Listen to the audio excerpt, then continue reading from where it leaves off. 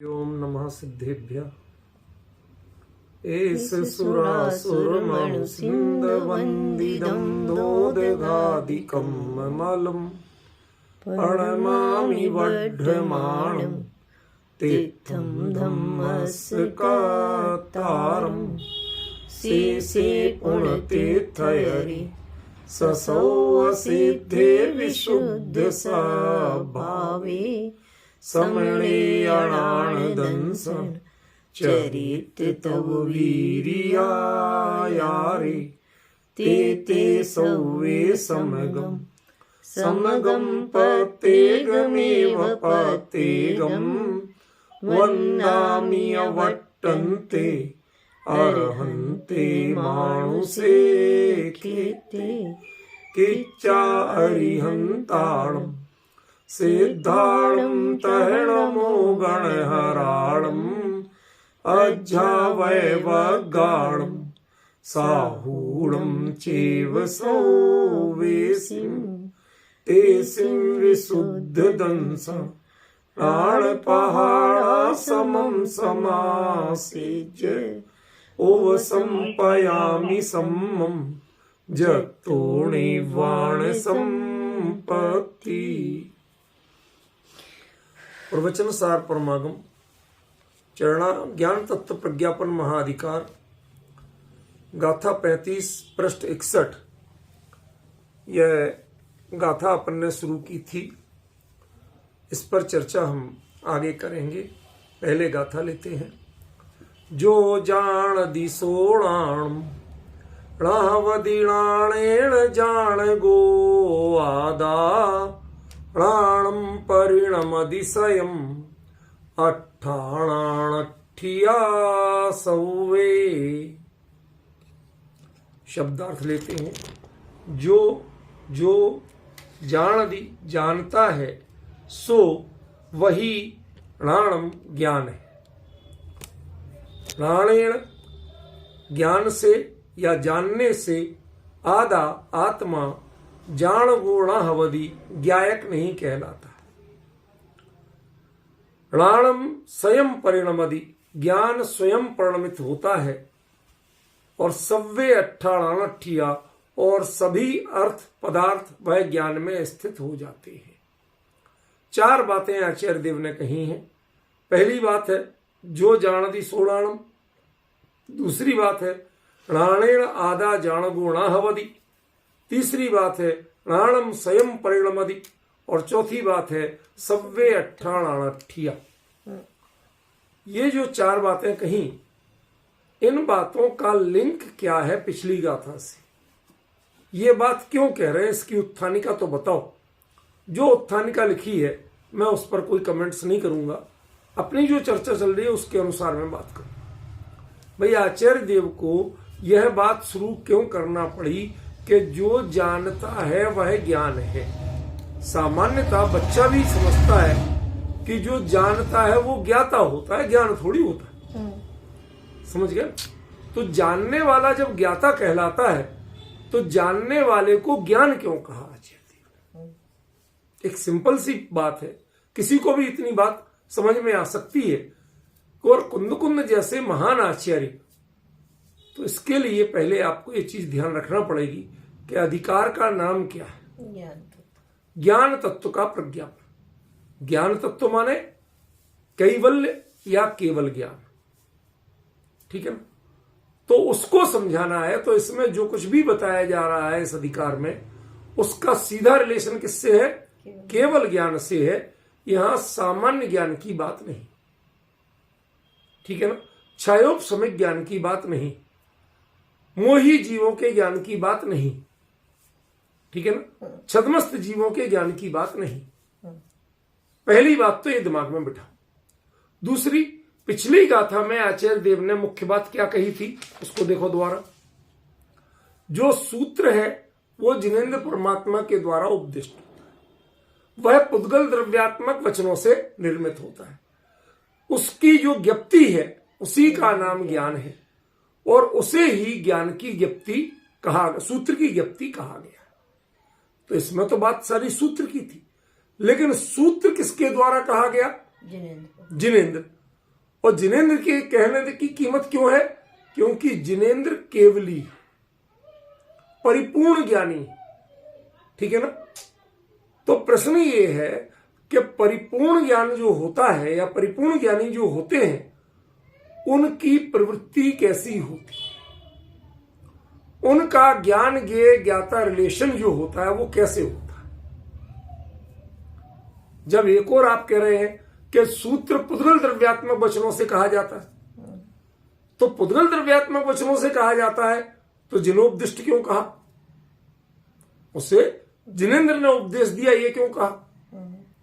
इसका मतलब है कि उसकी प्रामाणिकता पुद्गल द्रव्यात्मक वचनों के कारण नहीं है, उसकी प्रामाणिकता जिनेंद्र के द्वारा उपदिष्ट होने के कारण है। तो मूल तो जिनेंद्र हो गए। फिर कहते हैं उनकी जो ज्ञप्ति है उसका नाम ज्ञान है। उस सूत्र की ज्ञप्ति का नाम ज्ञान है। तो वास्तव में सूत्र की नहीं बल्कि सूत्र के द्वारा जिसे बताया गया ऐसे निज ज्ञायक परमात्मा, उसकी ज्ञप्ति माने आनंदमयी अनुभूति, उसका नाम ज्ञान है। और उस आनंदमयी अनुभूति को ही सूत्र की ज्ञप्ति कहा गया है। ऐसा कहा गया है, भगवान ने कहा है, मैं नहीं कह रहा हूं। ऐसा कह के बात उन्होंने जब समाप्त की तो अगली ही गाथा की पहली बात कहां से शुरू हो रही? जो जानदी सोड़ा। केवली का ज्ञान जो है वह केवली का ज्ञान क्यों है? हम भी तो जानते हैं, हमारे जाने हुए सूत्र क्यों नहीं? जब धबला आदि ग्रंथ कहते हैं गणधर देव के द्वारा जो कथित है वो सूत्र है, अन्य आचार्यों के द्वारा प्रत्येक बुद्धों के द्वारा कथित वो जो सूत्र है, परंपरागत आचार्यों के द्वारा कथित है वो सब सूत्र हैं। और सूत्र की परिभाषा क्या हुई कि जो संक्षिप्त हो, कम अक्षर वाला हो, अधिक गंभीर हो, पूर्वा पर विरोध नहीं हो, सब बाहरी लक्षण बना दिए। वो सूत्र क्यों नहीं? उनको सूत्र क्यों नहीं मान रहे? क्यों? क्योंकि जब उनका रिलेशन उसकी प्रामाणिकता आपको कहां से खोजना पड़ेगी? वो पूर्वा पर विरुद्ध नहीं है इसलिए प्रामाणिक नहीं। बहुत सी बातें पूर्वा पर विरुद्ध नहीं होंगी। सड़क चलते जितने आदमी हैं सब झूठ नहीं बोलते, बहुत से लोग सच बोलते, सीधी सीधी बात करते हैं। तो क्या वो उनके वचन सूत्र हो जाएंगे? क्यों भाई साहब पूर्वा पर विरोध नहीं है? तो ये भी नहीं कह सकते, ठीक है ना। कई लोग नटसेल में बात करते हैं, संक्षेप में बात करते हैं। किसी से पूछो आप जाओगे क्या, तो वो पूरा उत्तर नहीं देगा कि मैं नहीं जाऊंगा, वो कहता है नहीं, तो वो भी तो संक्षिप्त हो गया, तो वो भी सूत्र हो गया। समझे? माने सूत्र के जितने लक्षण हैं वो लक्षण बहुत से लोगों में घट जाएंगे, लेकिन उससे उनकी प्रामाणिकता नहीं होती। प्रामाणिकता किससे है? वक्ता से प्रामाणिकता। ख्याल में? और इसलिए यहां पर कहा कि वक्ता जो वीतरागी है, सर्वज्ञ है, उसके उपदेश ही सूत्र है। समझ गए? उसके बिना वो सूत्र का सूत्रात्मकता नहीं, उसे हम सूत्र नहीं कह सकते। ख्याल में? और उस सूत्र से आत्मज्ञान नहीं हो सकता, आत्मानुभूति नहीं हो सकती, वो आत्मानुभूति के कारण नहीं हो सकता। और जो सूत्र की ज्ञप्ति की महिमा गाई है, भैया सूत्र को जानो, जिन सूत्र को जानो, इनमें उपयोग रमाओ, जिन वचसी रमनते ये स्वयं वांत मोहा, ऐसा जो बोलते हैं उसका कारण क्या है वो भी तो हमें समझना पड़ेगा ना। उसका कारण यही है कि जिनेंद्र भगवान के ज्ञान और केवली का ज्ञान जो कैवल्य है वो उसकी प्रामाणिकता का मूल मुद्दा है, मूल आधार है। तो स्वाभाविक जिज्ञासा होगी कि भाई ठीक है, मान लिया केवली सही सूत्र की प्रामाणिकता है, तो केवली जानते कैसे हैं? जैसे हम जानते वैसे नहीं जानते क्या? केवल ज्ञान की प्रवृत्ति कैसे होती? ख्याल में? इस बात को जब प्रश्न के रूप में, जिज्ञासा के रूप में उपस्थित किया गया तो उत्तर स्वरूप यह गाथा बोलेगी, ठीक है ना। तो इसका मूल मुद्दा क्या हुआ? केवली का ज्ञान कैसे प्रवृत्त होता है, ठीक है, वो समझाइए। तो उन्होंने पहली बात शुरू की, जो जान दी सो राणम। उनका कर्ता, उनकी ज्ञान क्रिया का कर्ता ज्ञान ही है, ज्ञाता नहीं। ये आज की चर्चा का मुख्य विषय है। विषय सूक्ष्म है, उपयोग लगाओगे तो समझ में जरूर आएगा। ठीक है ना? थोड़ा सा एकाग्रता चाहिए आपकी, उस पर ध्यान देना। ज्ञान रूपी क्रिया का कर्ता आत्मा नहीं है, वह ज्ञान स्वयं है। तभी तो कहा ना, जो जान दी, जो जानता है। अरे जानता है, क्रिया का तो कर्ता होता है, और कर्ता ज्ञान कैसे हो जाएगा? कर्ता तो ज्ञाता होगा। एक बड़ा सरल सा उत्तर है, कोई बच्चा भी समझे कि जैसे जो भोग करे वो भोक्ता, तो जो ज्ञान करे वो ज्ञाता। वो ज्ञान करे वो ज्ञान कैसे हो जाएगा? भाई जो लड़े वो झगड़ालू, जो पढ़े वो पढ़ाकू। अब जितने भी आप वाक्य बनाओगे, जितनी भी क्रिया चुनोगे, तो उसका कर्ता तो कर्ता होगा, करण कैसे हो जाएगा? ज्ञान तो करण, ज्ञान करता नहीं। लेकिन आचार्य ने यहां क्या कहा? करता। ज्ञान करता। ये क्यों कहा? इसका उत्तर नीचे कहीं नहीं दिया गया। ज्ञान करता क्यों है? जब सामान्यतया ज्ञान को करण माना गया, वस्तु व्यवस्था में भी, व्याकरण में भी और न्याय में भी, तीनों में ज्ञान को क्या माना गया? करण माना गया। और आप क्या बता रहे हो? कर्ता बता रहे हो। ऐसा क्यों? जो योग और उपयोग पूर्वक किसी कार्य में प्रवृत्त हो, सचिन बहुत ध्यान से सुनना, जो योग और उपयोग पूर्वक किसी कार्य में प्रवृत्त हो, उसका नाम कर्ता, उस कार्य का कर्ता।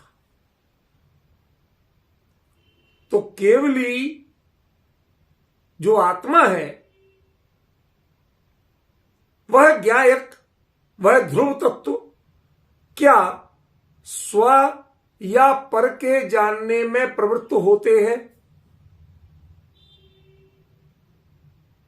ना वो उसमें योग लगाते, ना उपयोग लगाते। समझ गया?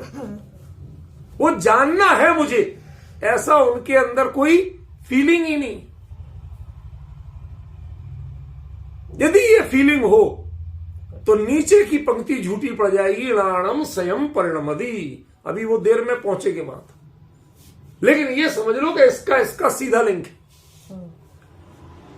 यदि वो जानने की इच्छा करेंगे, जानने का प्रयास करेंगे, ज्ञाता ज्ञान को करेगा, तो ज्ञान का स्वयं परिणमन नहीं हो सकता। ज्ञाता जब करेगा तब ज्ञान का परिणमन होगा। आप पलक उठा के देखते नहीं हो तो आपको दिखता नहीं। आप कान से ध्यान से सुनते नहीं हो तो सुनाई नहीं देता, बजता रहा कुछ भी। समझ गए ना? आप जब तक गौर नहीं करते हो कुछ गंध नहीं आती। समझ गए ना? होता रहा कुछ भी, आपका दिमाग कहीं और लगा हो, नहीं होता। तो जो इंद्रियों के द्वारा ज्ञान आपको हो रहा है, वह आपके योग और उपयोग लगाए बिना आप उस ज्ञान के कर्ता नहीं बन पाते हो, ज्ञाता नहीं बन पाते हो, जान नहीं पाते हो। क्यों? योग और उपयोग लगाओगे, जरा ऐसे करके देखो तब तो गंध आएगी, पता चलेगा कि हाँ भाई जलने की बात आ रही कि नहीं आ रही। कैसे कहोगे? नहीं तो समझ गए? कुछ आवाज सी आ रही तो आप नींद में रात को कहो तो जरा ध्यान से सुनना पड़ेगा, वरना सपने में जो बैंड बजे रहे थे वही सुनाई देंगे, घर की घटपट सुनाई नहीं देगी। डिफरेंस समझ रहे ना? उसके लिए भी योग और उपयोग दोनों सक्रिय करना पड़ते। देखना हो, सुनना हो, चखना हो, जो कुछ भी करना, सूंघना हो, हर प्रवृत्ति के लिए योग और उपयोग आप सक्रिय करते हो, तब उस ज्ञान के ज्ञाता बनते हो। केवली परमात्मा वह योग और उपयोग दोनों किसी को जानने के लिए सक्रिय नहीं करते। किसी को, स्वयं को भी नहीं, कि हाँ स्वयं को भी नहीं। बहुत अहम बात कह रहा हूं, शांति से सुनना। स्वयं को क्यों नहीं?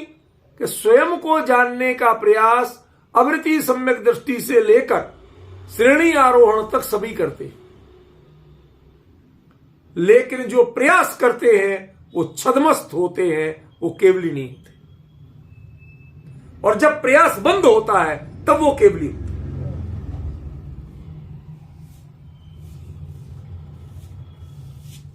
हम पॉइंटों को निकालना नहीं जानते। उपयोग को पैना करना पड़ेगा आपको जब पॉइंट पकड़ में आए।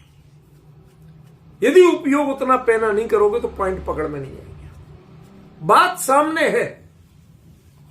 जब तक प्रयास किया जाता है जानने का, निज को भी जानने का प्रयास किया जाता है, तब तक भूमिका छद्मस्त की रहती है, कैवल्य की नहीं होती। कैवल्य जन स्वयं को जानने का भी केवली प्रयास नहीं करते। प्राणम स्वयं प्रणम, ज्ञान स्वयं निज चेतन रूप प्रणमित होता है, वो निज को जानता है।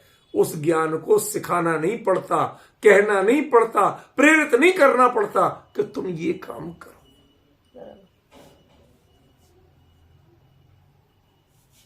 अब डिफरेंस समझ में आया सचिन? बात क्लियर हुई?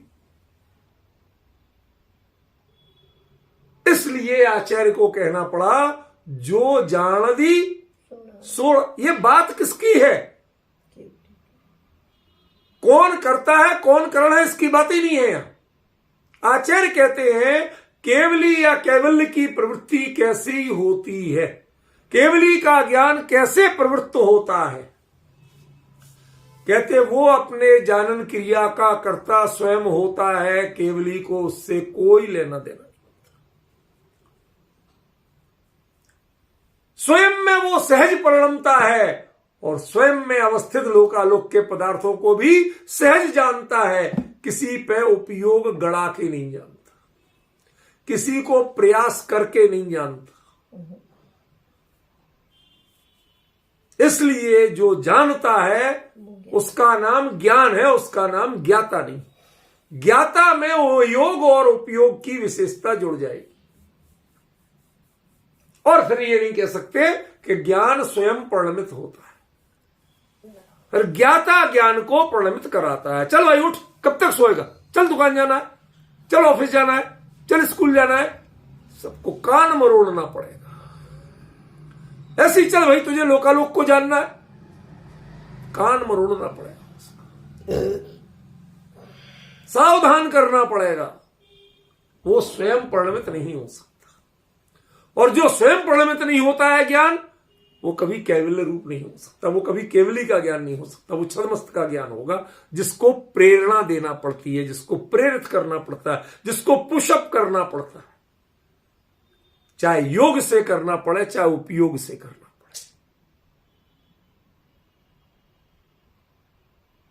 ये विषय जो नहीं समझ पाया उससे बहुत बड़ी चूक हो गई।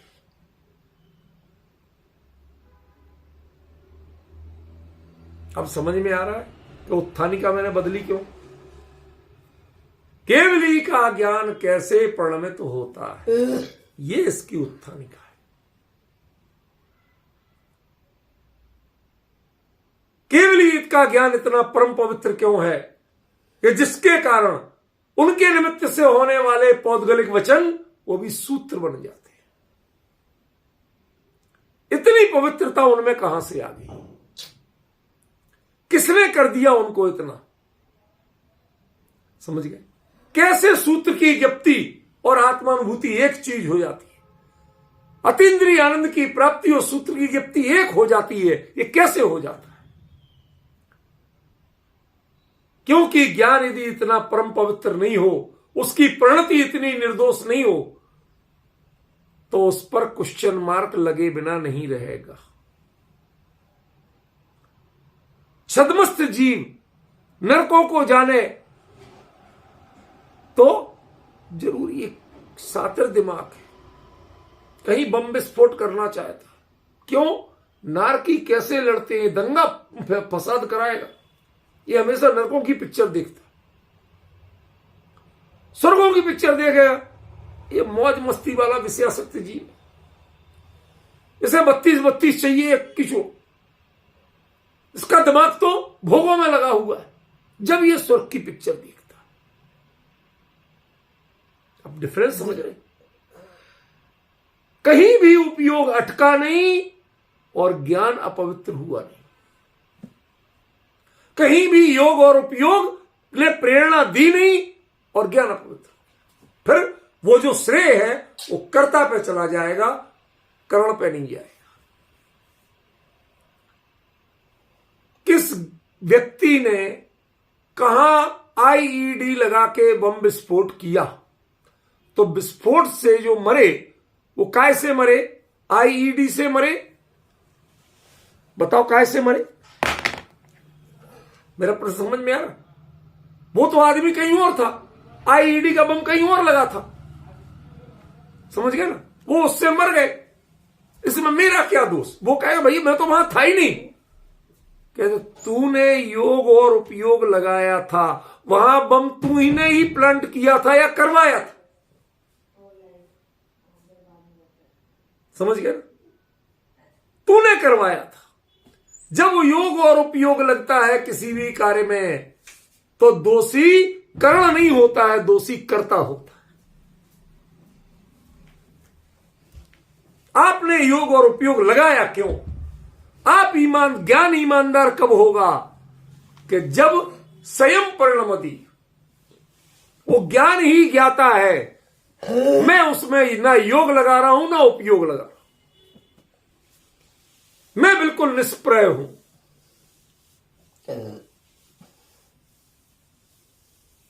जो कुछ जाना वो उसने जाना। एक जंगल में पेड़ होगा, पेड़ पे एक इतना बड़ा फूल लगा, अफ्रीका में होते हैं सुंदर बख्शी फूल, देखने में सुंदर लगते हैं। कोई पास जाए तो वो हिरण जितने जानवर को भी खा जाता है, समझ गया?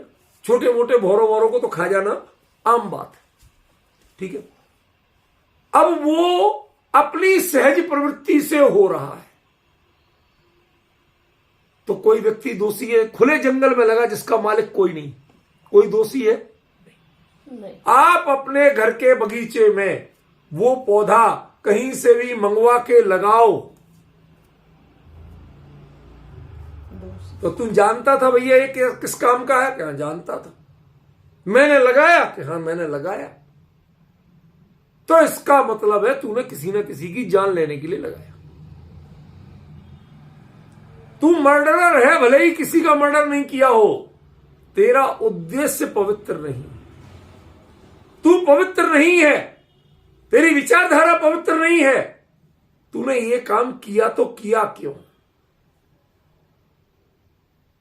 समझ गए?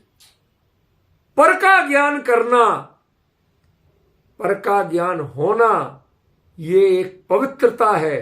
पर का ज्ञान करना ये अभिशाप है जीवन में, यह पवित्र विधि है, यह पवित्र विधि नहीं है। आप निर्दोष नहीं हो जब आप कहते हो कि मैं पर को जानता हूं, आप निर्दोष नहीं है।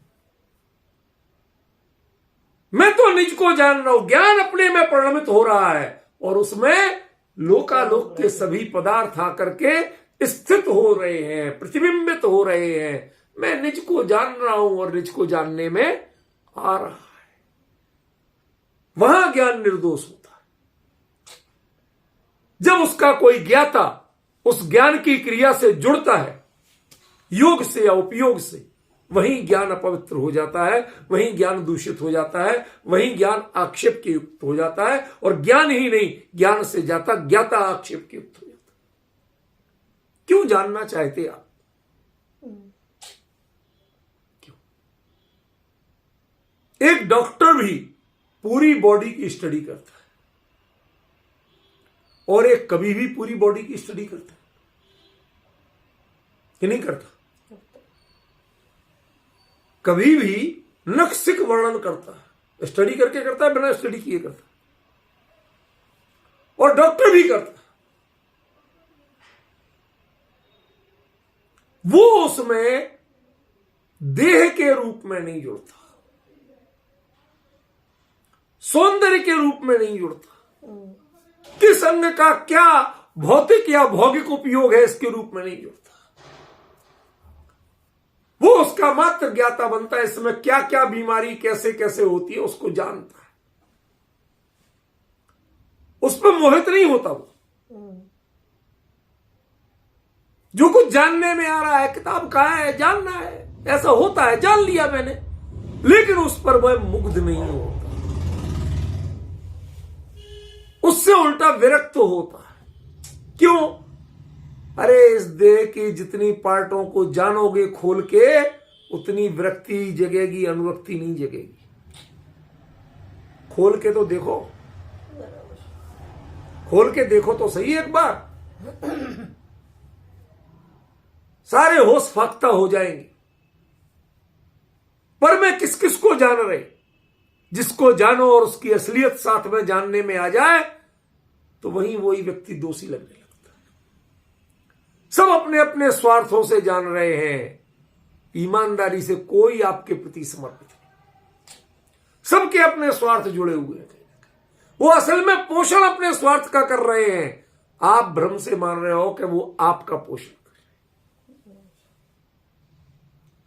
डॉक्टर उस नजर को देखता है कि भाई सारी दुनिया अपना अपना पोषण कर रही है, कोई किसी का नहीं कर रहा।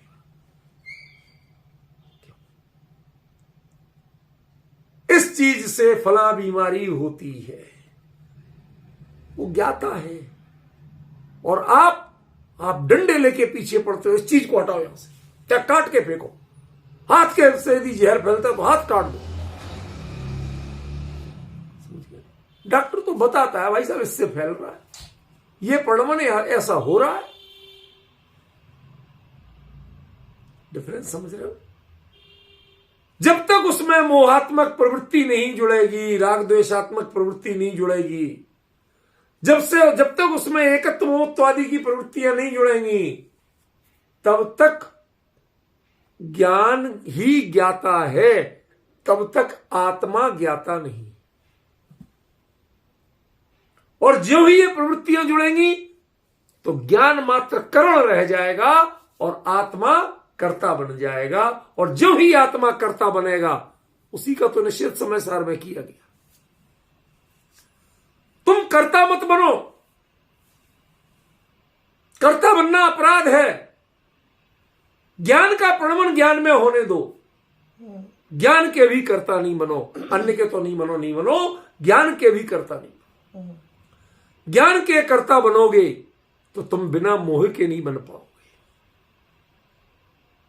ज्ञान परम पवित्र पदार्थ है, लेकिन ज्ञान का कर्तृत्व यह पवित्र चीज नहीं।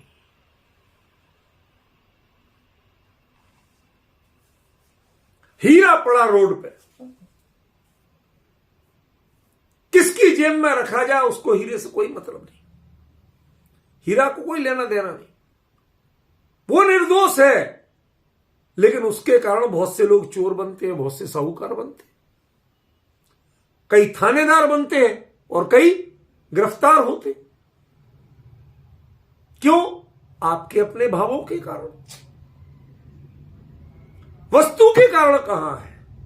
वस्तु निर्दोष है, लेकिन वस्तु के प्रति आपका कर्तृत्व वह सबसे बड़ा दोष है। इसलिए वस्तु का कर्ता वस्तु को रहने दो, प्रणति का कर्ता प्रणति को रहने दो। प्रणति के कर्ता आप बनने की कोशिश मत करो, आपको कैवल्य का अर्थ समझ में आ जाएगा।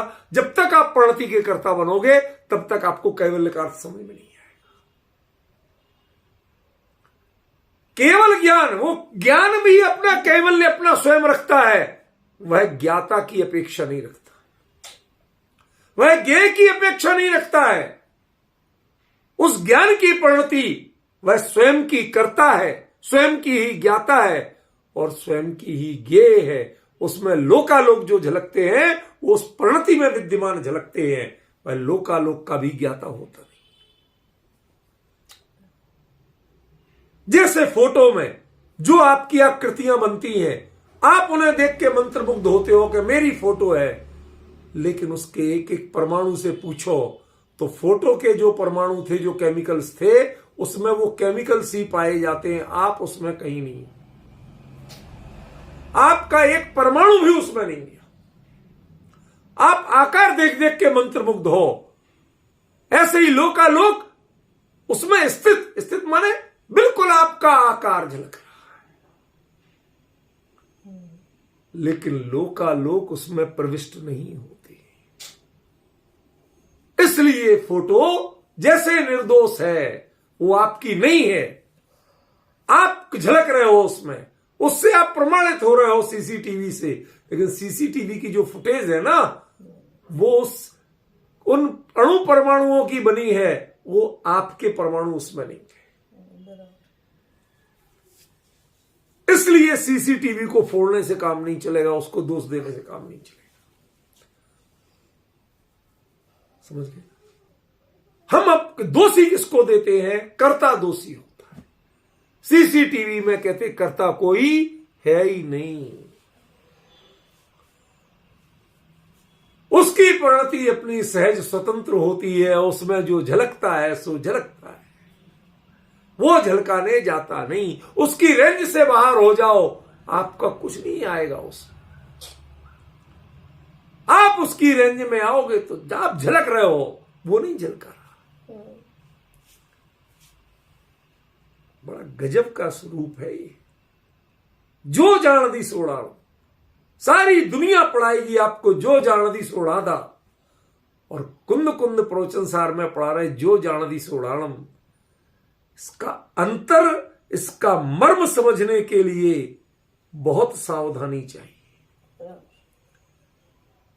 ये ज्ञान की कैवल्य प्रणति का नाम ये जो जान दी सोड़ाणम है। ज्ञान ज्ञाता की भी अपेक्षा नहीं कर रहा, अपने ज्ञायक की भी अपेक्षा नहीं कर रहा, वह स्वयं ही उस रूप में परिणमित हो रहा है। यदि नहीं हो तो ये कैसे कह सकते हैं किरणाणम परिणमति स्वयं? ये बात कैसे कहें आज?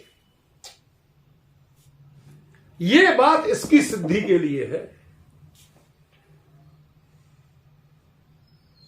इस गाथा में पूरे 4 घंटे लगने वाले हैं। एक दिन में एक ही बात सिद्ध होगी, 10 बातें एक साथ सिद्ध नहीं होगी। जो जानता है वो ज्ञान है, माने केवल ज्ञान है। जो जानता है वह ज्ञान, ये सामान्य ज्ञान के स्वरूप का निरूपण नहीं है। यह सम्यक ज्ञान के स्वरूप का निरूपण भी नहीं है, क्योंकि सम्यक ज्ञान छद्मस्त का ज्ञान है, क्षयोपशमिक ज्ञान है। वह सम्यक ज्ञान सो कॉल्ड, जिसे सम्यक और मिथ्या कहा जाता है, जिसे अच्छा या बुरा कहा जाता है, वह कभी निर्दोष होते ही नहीं।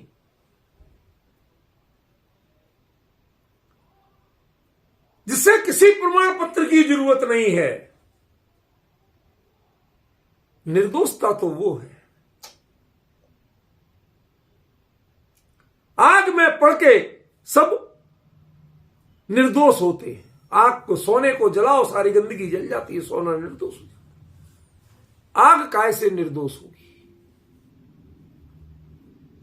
बताओ, कोई तरीका है आग को निर्दोष बनाने का? नहीं।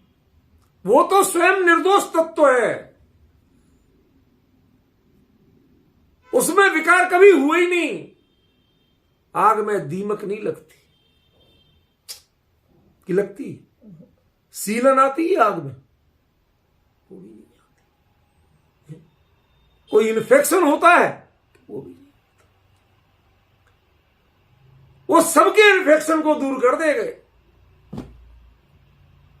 लेकिन उसमें इन्फेक्शन नहीं। जिसे दूसरे की अपेक्षा है वह अपने आप में कमजोर है, और जिसे दूसरे की यानी ज्ञायक तक की अपेक्षा नहीं है, ज्ञाता की भी अपेक्षा नहीं है, जो अपने ज्ञान रूपी प्रणति का कर्ता स्वयं है, उसके लिए ज्ञायक की अपेक्षा नहीं हो, उसका नाम केवल ज्ञान है। केवल, कैवल्य, कैवल्य माने अपने आप में परिपूर्ण, अपने आप में समर्थ, जो अपने अलावा किसी का सहारा नहीं लेता उसका नाम कैवल्य है, तो वो ज्ञायक का सहारा कैसे ले लेगा?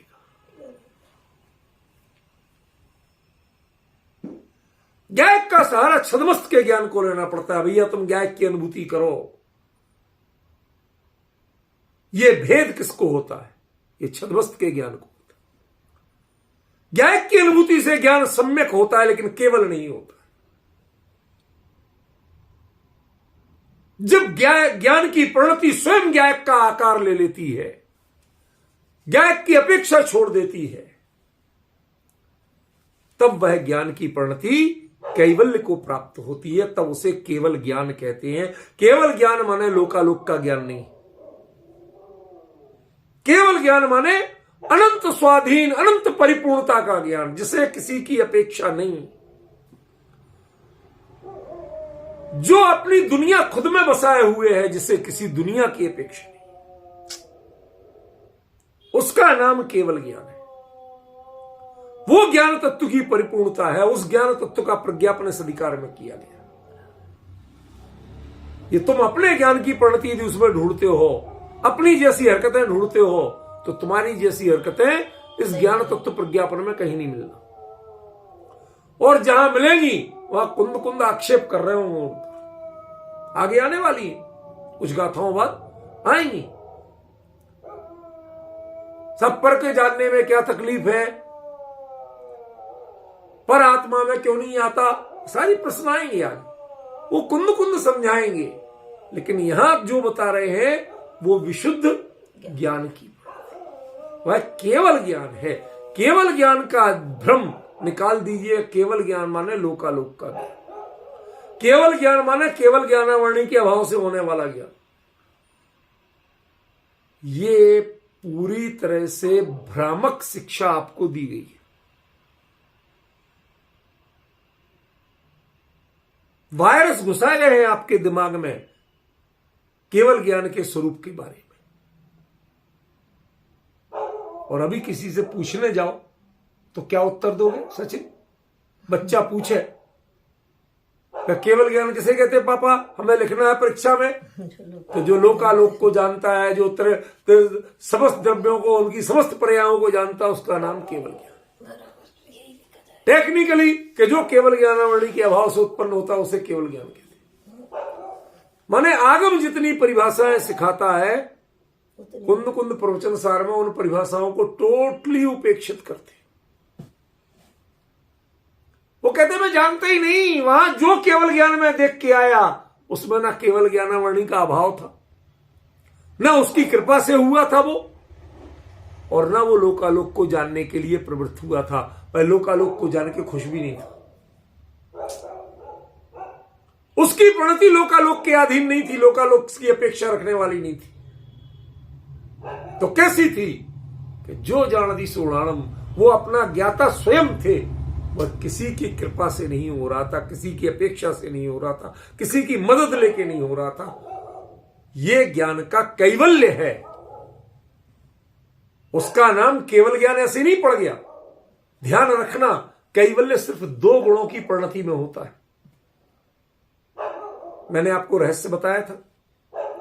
केवल ज्ञान, केवल दर्शन, लेकिन केवल सुख नाम का गुण नहीं है, परिणति नहीं है, पर्याय नहीं है।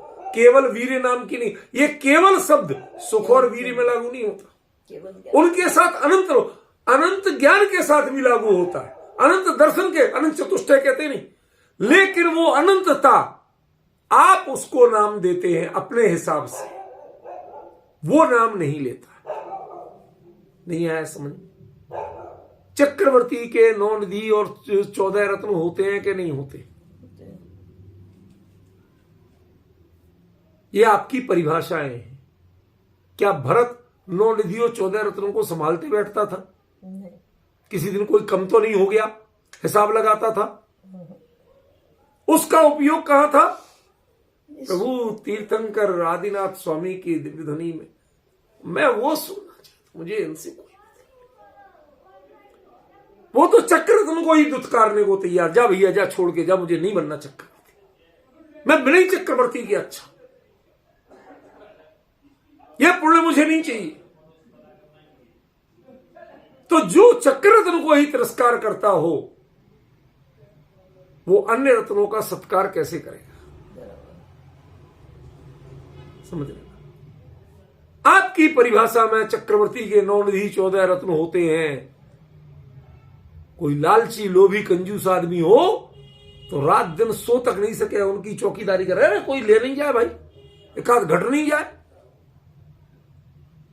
लेकिन चक्रवर्ती चैन से रहता है। क्यों? क्योंकि वो उसके पुण्य की दासियां हैं। जब तक मेरे पुण्य विद्यमान है तब तक ये सब चाकरी करते घूमेंगे। तुम जितना चाहे दुत्कारोगे, ये पीछे पीछे आएंगे। ये स्वयं में इतने समर्थ हैं कि इनको कोई क्या चुराएगा। इनको तो पुण्य की दासी हैं। इस पुण्यवान के पास जाएंगी, ये किसी अरे गहरे के पास जाने वाले नहीं, किसी चोर के हाथ में लगने वाले रत्न नहीं है। ये चक्रवर्ती के रत्न हैं। ये पुण्य के गुलाम होते हैं। बाकी तो इनमें इतनी सामर्थ्य कि 3 लोक में किसी चोर में ताकत नहीं है कि इनको छू भी जाए। ऐसे ही ये लोकालोक की जिनेंद्र कथित वस्तु व्यवस्था अपने आप में इतनी परिपूर्ण है कि इसको कोई टच भी नहीं कर सकता है। ज्ञान का कैवल्य क्या है? ज्ञान अनंत आप कहते हो। केवली के हिसाब से ज्ञान अनंत नहीं होता, ज्ञान तो केवल होता है, कैवल्य रूप होता है। क्यों? जो जानती सोणाणम, जो जानता है वही ज्ञान है। जानता है वो ज्ञाता नहीं है। ज्ञाता का उससे कोई लेना देना नहीं। वो परिणति अपनी स्वतंत्र है। केवल ज्ञान पर्याय वह अपने आप में परिपूर्ण और स्वतंत्र है। वह अपाहिज और अपंग नहीं है कि वह ज्ञाता का आश्रय लेके प्रवृत्त हो। वह ज्ञेय का आश्रय भी नहीं लेती है तो ज्ञाता का आश्रय भी नहीं लेती है।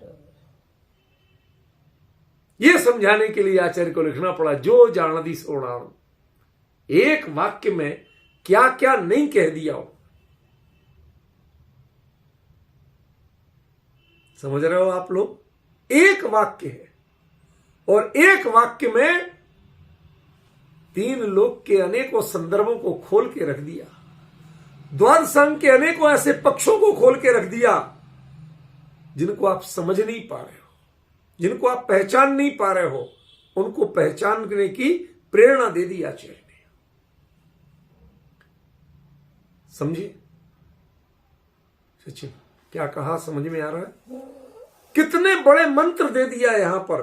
जो जानती सोणाणम, जो जानती सोणादा नहीं है वो ज्ञाता नहीं है।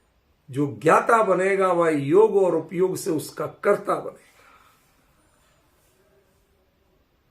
और ज्ञान क्रिया जब अपने आप में परिपूर्ण है तो उसे किसी के सहारे की जरूरत क्यों?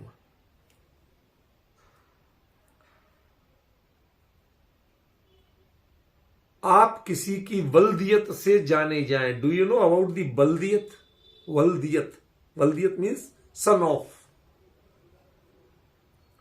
समझ गया? पिताजी का नाम। उससे आप जाने जाएं।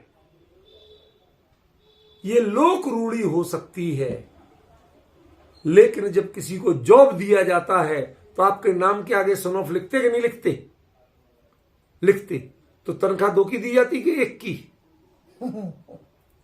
नौकरी पे किसे रखा जाता है? रिटायर किसे किया जाता है? और कदाचित किसी के पिताजी दिवंगत हो चुके हो तो आपको नौकरी मिलेगी कि नहीं मिलेगी? तो वो तो लिखा है, उसका कोई लेना देना हमें नहीं है।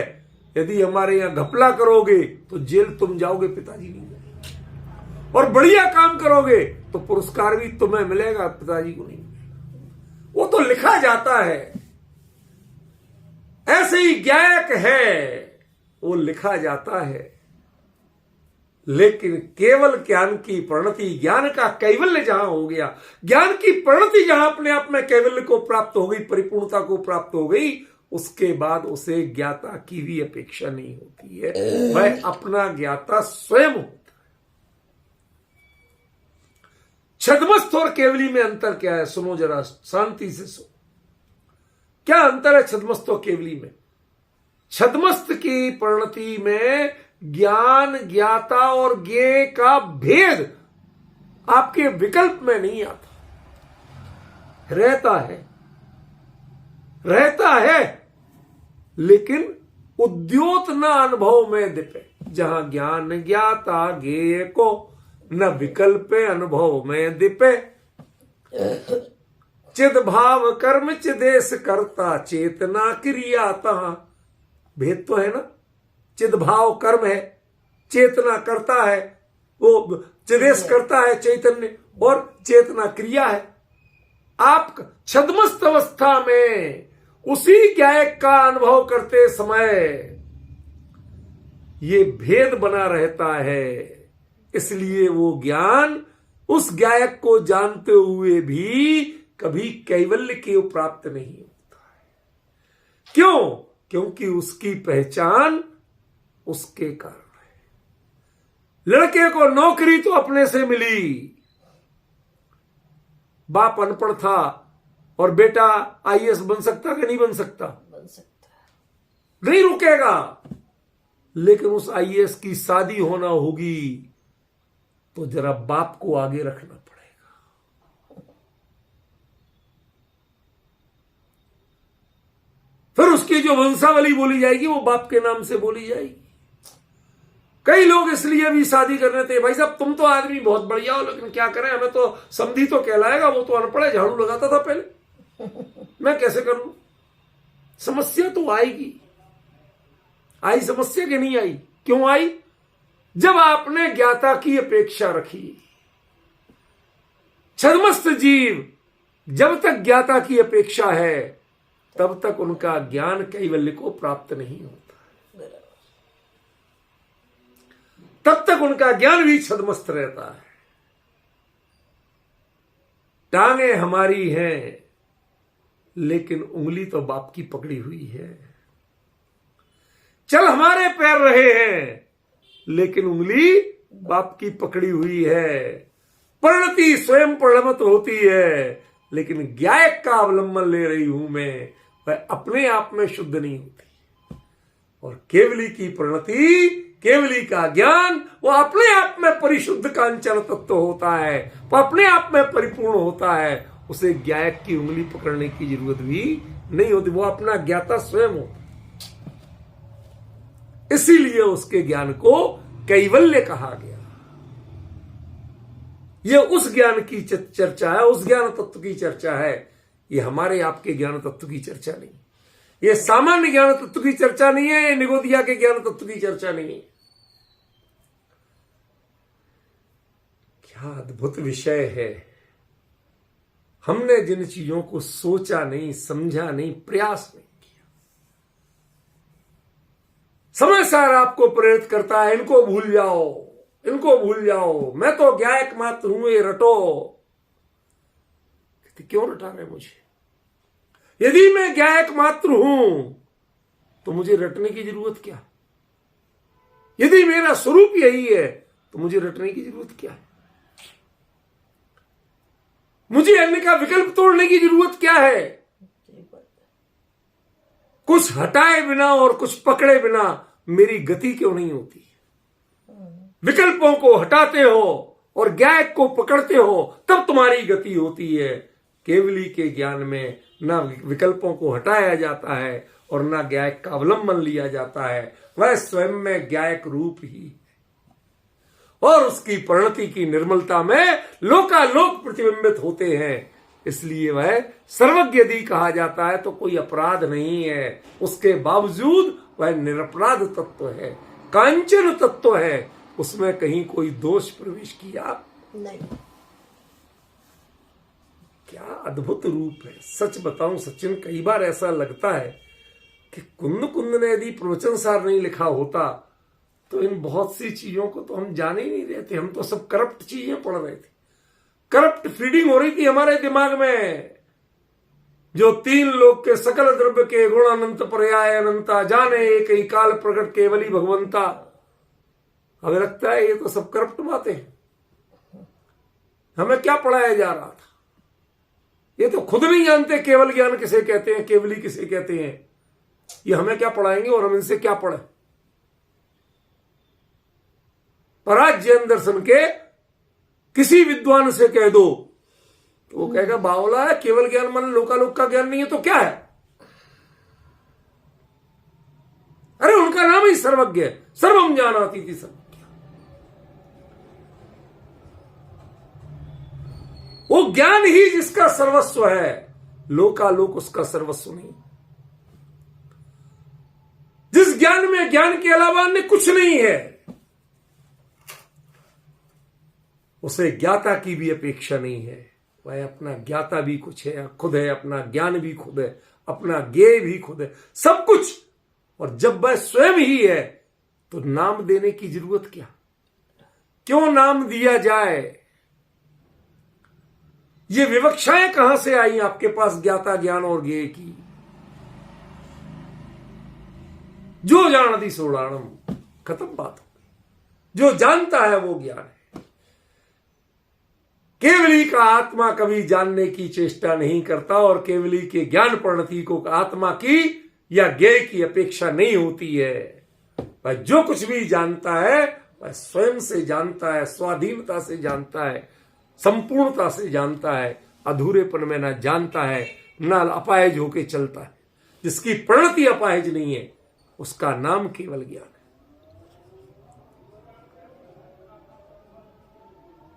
अब बताइए, आप दो ही परिभाषाएं आपको मिलेंगी। लोकालोक को जानता है वो केवल ज्ञान, या जो केवल ज्ञानावरणी के अभाव से होता है उसका नाम केवल ज्ञान। मुकेश जी भाई साहब, ये दोनों परिभाषाएं यहां फेल हैं। कुंद उनका समर्थन नहीं कर रहे हैं। उसे केवल ज्ञान मानने को तैयार नहीं है जो लोकालोक को जानता है या जो केवल ज्ञानावरणी के अभाव से होता है। क्यों? ये दोनों ही अपाहिज लोगों की प्रवृत्तियां हैं। जिसे पर की अपेक्षा है वह कैवल्य कैसे हो सकता है? जिसे पर का विकल्प है, जिसके व्यक्तित्व में, जिसकी परिणति में पर की गुंजाइश है, वो केवली कैसे हो सकता है? केवली माने तो ओनली, बस अपने आप में भी परिपूर्ण है, जिसे किसी दूसरे की अपेक्षा ही नहीं है, जिसकी पहचान दूसरे से नहीं है। आपने सूरज का नाम नहीं जाना हो तो अभी सूरज को पहचानते हो कि नहीं पहचानते हो? अरे आपका शब्द, ये शब्द तो तुमने गढ़े हैं। सूरज ने कब कहा कि मेरा नाम सूरज? कहा उसने? आदित्य कहते हो तो तुम कहते हो, उसने कब कहा मेरा नाम आदित्य? तेज पुंज कहते हो तुम कहते हो, उसने कब कहा कि मेरा नाम तेज पुंज? दिवाकर, दिन को करने वाला, ये तो तुम्हारा दिन होता है, उसका तो दिन ही दिन रहता है, उसकी रात कब होती? मेरी बात समझ में आ रही? सूरज की कभी रात होती है? नहीं होती। तो दिवाकर कहां से हो गया? उसे तो दिन और रात का भेद ही नहीं है। उसने तो अंधेरे को कभी जाना ही नहीं है।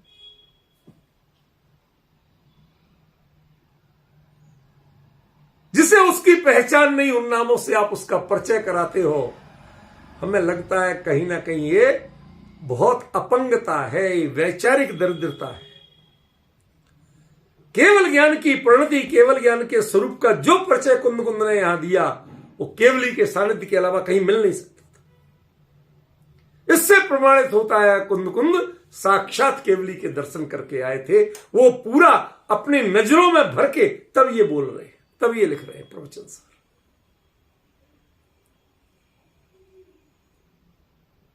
देखिए आप, एक छोटा सा वाक्य, जो जानती सोना, कितनी गहराई है उसमें। जो जानता है वो ज्ञाता नहीं है, जो जानता है वो ज्ञाता है। इसका मतलब छद्मस्त, वह वीतरागी नहीं हो सकता, वह परिपूर्ण नहीं हो सकता, वह तो अपंग होगा। समझिए, चाहे आप सम्यक ज्ञानी कह के उसके जितने चाहे गीत गाएं, आरतियां उतारें, अर्घ चढ़ाएं, सब कुछ करिए, लेकिन माफ करना, केवल ज्ञान के लिए आपके अर्घ की जरूरत नहीं है, आपके पहचान की जरूरत नहीं है। वह अपनी पहचान स्वयं खुद है। सूर्य के उगने पर सारे लोग अपने व्यक्तित्व की पहचान कर लेते हैं, पर सूर्य की पहचान के लिए कोई टॉर्च नहीं चाहिए पड़ती। जगत के पदार्थों को ढूंढना है कि नहीं, उसके लिए आपको कोई ना कोई प्रकाश का साधन चाहिए। सूर्य उगा कि नहीं, ये देखने के लिए टॉर्च लेके जाते हो? देख रहा है भाई सूरज उगा कि नहीं उगा, टॉर्च ले जाए, अंधेरे में कैसे देखेंगे? अंधेरा है तो सूर्य उगा ही नहीं है। और जिस दिन सूर्य उगाएगा उस दिन तुम्हें अंधेरा नहीं रहेगा, और जब अंधेरा नहीं रहेगा तो टॉर्च की जरूरत तो अंधेरे अंधों को है, अंधेरे वालों को है, तो अंधेरे में रहती है। ऐसे ही अज्ञान को जरूरत है किसी के अवलंबन की, सम्यक ज्ञान की। केवली के ज्ञान को किसी के अवलंबन की जरूरत नहीं, ज्ञाता तक की जरूरत नहीं है। इसलिए जो जान दी सोनाण, क्या मंत्र दिया आचार्य ने। आपके संपूर्ण अध्यात्म ग्रंथ ज्ञायक का आश्रय लो तो तुम शुद्ध होगे। प्रवचन सार कहता है कि ज्ञायक के आश्रय लेने वाली परिणति भी वास्तव में अधूरी है, अपरिपक्व है, वह स्वाधीन नहीं है, वह कैवल्य नहीं है, वह परिपूर्ण नहीं। यदि परिपूर्णता को, कैवल्य को प्राप्त करना है तो ये अपंगता की विचारधारा आपको छोड़ना पड़ेगी, ये मानसिकता छोड़ना पड़ेगी जिसमें ये अपंगता आती है, जिसमें परापेक्षता आती है, वो मानसिकता छोड़ना पड़ेगी। और वो मानसिकता एक झटके में छुड़ा दी। पहली पहचान जो जान दी सोणाणम, जो जान दी सोणादा, ऐसी परिभाषा आचार्य देव ने दी। सारा व्याकरण शास्त्र कहता है जो जानता है वो ज्ञाता है, ज्ञान क्रिया का करता तो ज्ञाता होता है, ज्ञान कहां हो। न्याय शास्त्र कहता है कि ज्ञान तो प्रमाण है और जानने वाला प्रमाता है। सारे शास्त्र कहते रहे, कुंद कुंद कहते हैं जिस समय तुम केवली को साक्षात करके आओगे उसके बाद तुम्हारा उत्तर क्या होगा? जो जान दी सोणाणम, जो जानता है वो ज्ञान है। केवली का ज्ञान ज्ञाता की अपेक्षा नहीं रखता और ज्ञेय की भी अपेक्षा नहीं रखता, वह अपने आप में ही संपरिपूर्ण है। यही तो उसका कैवल्य है, अन्यथा वो भी अपंग कहलाता, उसे भी विशेषण लगाना पड़ते। सम्यक ज्ञान, मिथ्या ज्ञान, मति ज्ञान, श्रुत ज्ञान, अवधि ज्ञान, मनःप्रय ज्ञान। ध्यान रखना, केवल ज्ञान जो है वह निरुपाधि है, केवल ज्ञानावरणी के अभाव से होने वाला नहीं। यह उपचार भी लागू पड़ेगा तो केवल ज्ञान की प्रथम परिणति पे लागू पड़ेगा। पहली बार जिसे केवल ज्ञान हुआ तो आपका केवल ज्ञानावरणी का अभाव हुआ, एक बार अभाव हुआ खत्म। तो जब अगले समय जो हो रहा है वह अपने आप हो रहा है तो पहला केवल ज्ञानावरणी के अभाव से कैसे हुआ? उसका उपयोग केवल ज्ञानावरणी के अभाव के लिए उसने कोई प्रयास। ध्यान रखना, सबके लिए प्रयास किए जाते, दर्शन मोह और चारित्र मोह के लिए प्रयास किए जाते। जितने पुरुषार्थ की श्रेणियां हैं वो सारी दर्शन मोह और चारित्र मोह है। कोई प्रविधि ऐसी नहीं है, कोई प्रक्रिया ऐसी नहीं है जो केवल ज्ञान का आपको विधि बताती हो कि इससे तो मैं केवल ज्ञान। लोकालोक के एक एक पदार्थ को जानने जाओ उससे केवली नहीं बन सकती। जिस दिशा में बढ़ना है, अरबपति बनना है तो अरब रुपए तो एक एक रुपया करके एक एक अरब तो जोड़ना पड़ेंगे, समझ रहे हो ना? लेकिन केवली बनना है तो जगत के लोकालोक के ज्ञाता भी बनना है तो लोकालोक के ज्ञान करने की तुम्हें अपेक्षा नहीं। ज्ञान की परिणति स्वतंत्र होने दो। ज्ञान जो जानता है वह उसका कर्ता स्वयं है, उसके ऊपर किसी का अंकुश नहीं है, किसी की अपेक्षा नहीं है, किसी का बंधन नहीं है। बस उसी ज्ञान का नाम कैवल्य है। वो केवल ज्ञान की परिभाषा है जो स्वयं जानता है, जिसका जानने वाला ज्ञाता नहीं होता है, वो केवल ज्ञान है, वो ज्ञान तत्व का स्वरूप है। ख्याल में ये वाक्य का अर्थ अभी क्लियर किया। दूसरी पंक्ति का अर्थ आगे चलेगा। कल सुबह और शाम नियम सार जी पर चर्चा चलेगी। सोमवार से पुनः अपन इसी पर चर्चा करेंगे। समय हो गया समय।